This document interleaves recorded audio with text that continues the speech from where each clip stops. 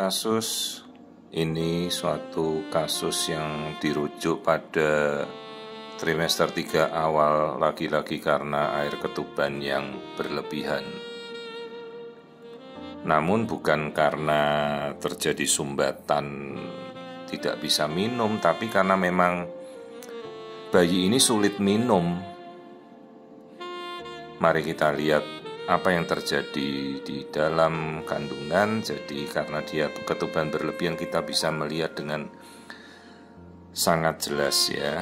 Ini adalah suatu kasus yang namanya akondrogenesis. Jadi janin ini normal, tapi seluruh tulangnya, baik tulang kaki, tungkai atas, tungkai kaki kanan, kiri, lengan, semuanya pendek. Jadi dia mengalami kecacatan pembentukan tulang yang disebabkan oleh gangguan gen penyebab tulang ini tidak mau memanjang. Nama gennya fibroblast growth factor. Karena kelainan itu, maka semua tulang di tubuh si bayi ini menjadi pendek.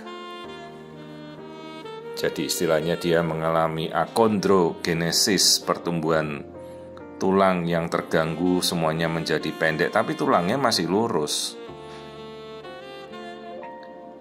Kalau dulu istilahnya ada short limb dysplasia. Jadi tak ada tulang terkecuali semuanya lengan, kaki, paha, betis, semuanya menjadi pendek. Dan kalaupun dewasa, tinggi anak ini hanya sekitar mungkin 1 meter sampai 1,2 saja ya. Masalahnya inilah suatu kondisi yang tetap kompatibel untuk bisa suatu kehidupan.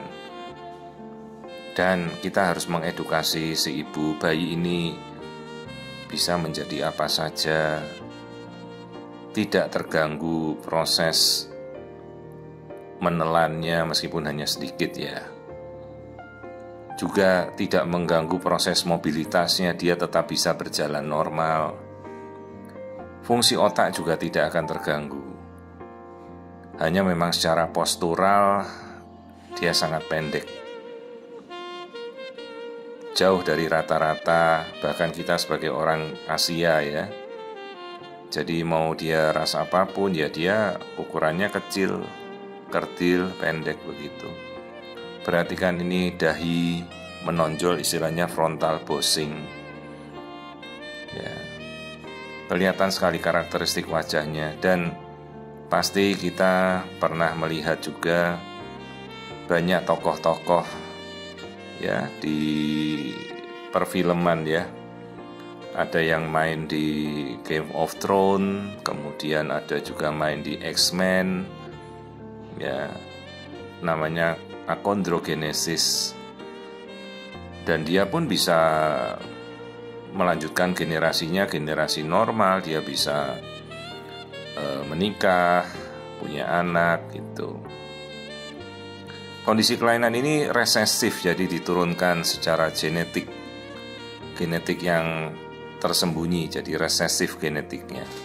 Tandanya ini seperti bentuk perutnya dengan dadanya bell shape, bentuknya seperti dada, seperti dulu ya gentong air atau seperti lonceng bel zaman dulu itu bentuknya.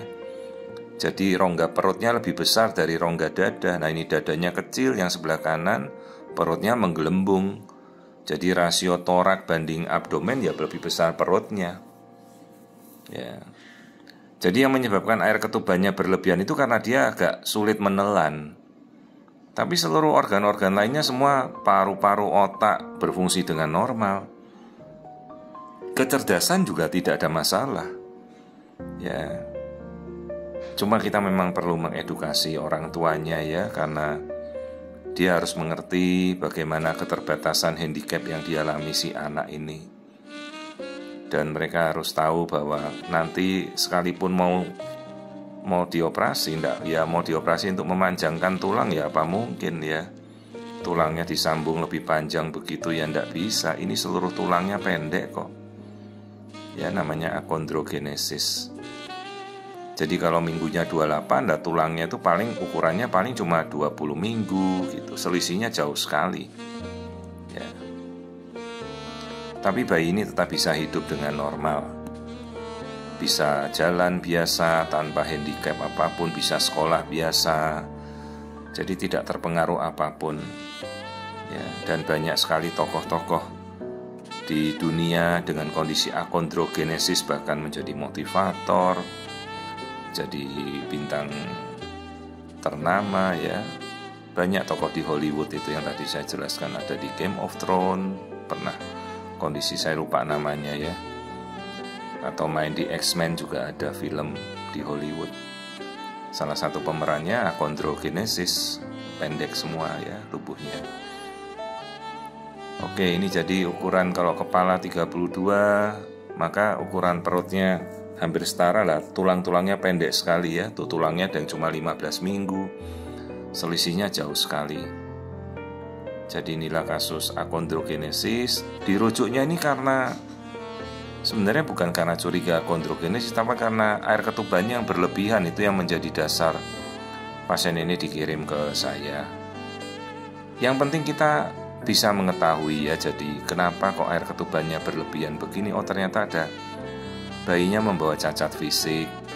Jadi seluruh tubuhnya pendek, kakinya, tulangnya di bawah rata-rata jauh sekali. Seingat saya ini bayi laki-laki mungkin.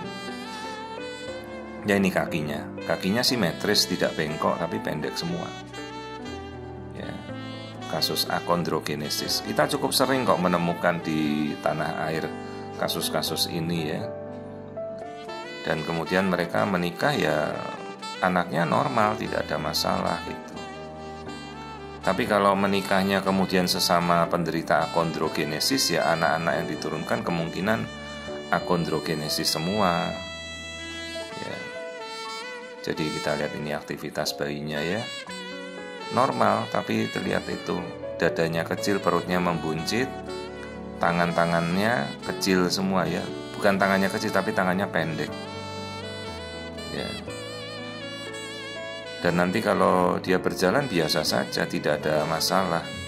Jadi paling pol ya kalau dewasa tingginya hanya 1 meter sampai 1,2 meter. Inilah kasus akondrogenesis yang kita temukan pada trimester ketiga ya, sekitar 28 minggu. Jadi pertumbuhan semua tulang panjangnya secara simetris jauh di bawah normal, pendek semuanya ya. Atau istilah itu dulu namanya short limbs dysplasia.